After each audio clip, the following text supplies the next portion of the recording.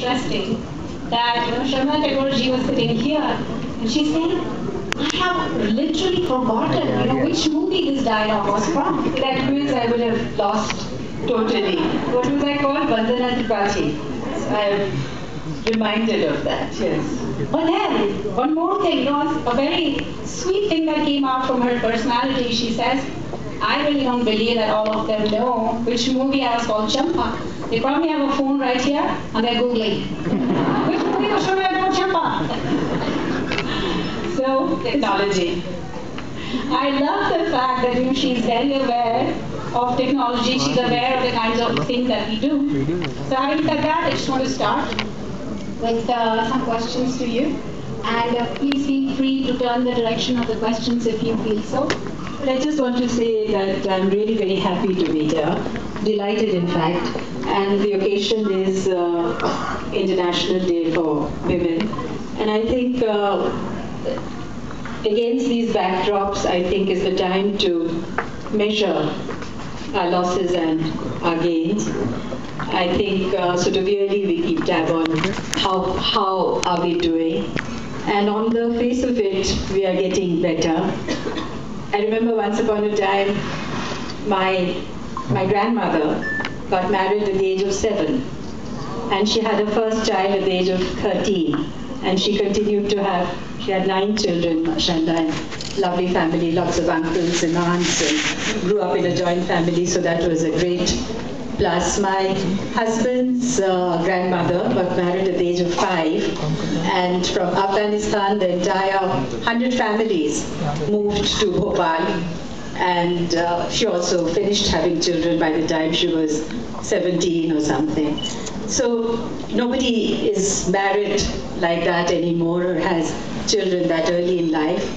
My mother did her education from Benares Hindu University, and she was a very good student. But she was not allowed to do her MA in a co-ed university, so she had to do it from home.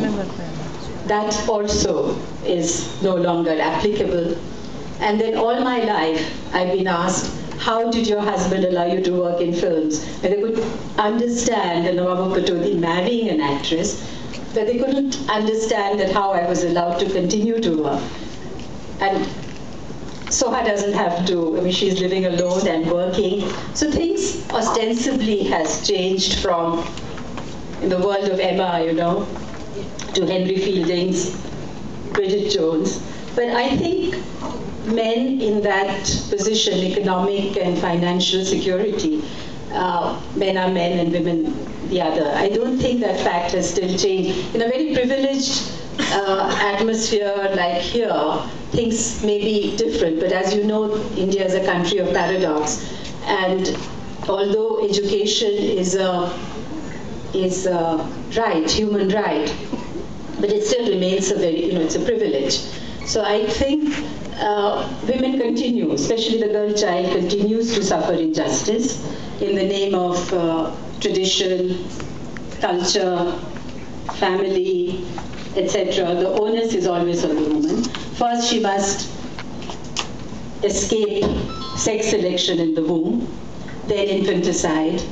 Then, if she survives, then she suffers neglect in the hands of medical, education, nutrition, which is compounded with early marriage, early childbearing, and then sometimes ends in dowry deaths and sati. So this is the cycle, and what can save the girl child and does save the girl child is education, and a lot of things are happening. So I think today, while we speak, the 5 gains, I would say, one is the life expectancy has gone up. In the 1990s, women didn't live. While most places in the world, women's lifespan was 5 years longer than the men. But here it was not so. But today we have caught up, and it's 62 years old. So, that has helped, progressed enormously. I think the second gain is the enrollment of girl child in the schools. Although we must know that enrollment does not necessarily mean attendance. Attendance does not necessarily mean participation, and participation does not necessarily mean learning, but it is still a huge breakthrough because at least the socializing is happening, and for the first 5 years a girl child, allowed to come to school, which is great. And the third thing I would say, Panchayat, politically women are now participating, and now not just the pati factor, but also actual representation of women is happening. We met many of them, dynamic women. And also the breaking of glass ceiling in cinema. Now, as you know, in TV, mostly women are participating the behind the scene work. And cinema, the pay scale, etc. are getting better. India today is carrying, I don't know how far that is true, we have to check that out, but at least it claims to be. Things are better, we are getting better roles. I still doubt it, I don't believe that. And what is the other thing? And yes, in the banking industry, so there is empowerment, self-assertive things, but the gaps are, which we must absolutely recognize, which is alarming, is the sex ratio, which has come down to 914 to 1,000 male, which is alarming, and it's happening in affluent places also. So that, then the anemic condition because of the early childbirth and lack of nutrition, the anemic condition of women. So many things still need to be looked at. The early child marriage, wherever we go, I mean when I go, because with UNICEF work I go to all the villages, many villages, when I talk to the women, they say, nahi, yahan to you have to get married before the age of 18 otherwise. So we are trying to really desperately, now the elders were here, we were all working towards, because it is the worst kind of child labor really. A lot of families, when the bahu comes, she's really a slave. She's working at the age of 13, 12, she's doing all the work. And women in any case work, and when you ask them, what do you do at a leisure time? They say, we wash clothes. So the concept of leisure is also not there. So these are the gaps that we need to look at. Domestic violence. So many men say that it's okay to slap around your wife if she doesn't listen to you, if we think she's being unfaithful to us, if she disagrees with us. These are 4 reasons, I forget the 4. These are the reasons to hit her. And what is shockingly, the 58% of women agree with that. They say that, so the women buy into that patriarchal, and they also buy for the earning member's attention, and just the mother-in-law, daughter-in-law syndrome, the limited resources, both trying to get that. So the only way to get out of it is to work and to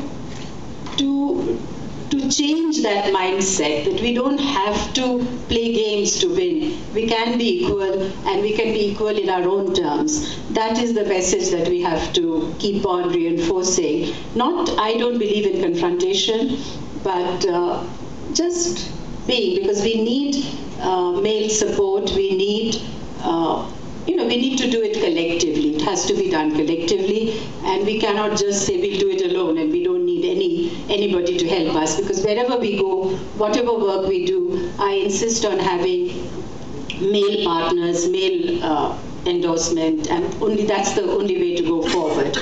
So, now we can do the chatting. Was that very boring for you? I thought since I think it was very good, very insightful. How you shared with us the journey of your grandmother and your husband's grandmother being married at 5 and 9 to this age where none of us got married before the age of 20, and I'm making a very generic statement, but still the points that she highlighted. Look at the sex ratio, it's pretty bad. So definitely there is a lot of things that we have to learn and grow. And of course in partnership, we can never ignore the 50% of the population, whether it is male or female.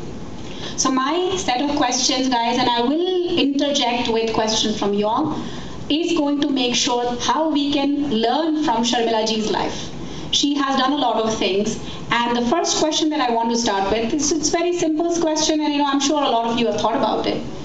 She comes from a family where, she's related to Rabindranath Tagore.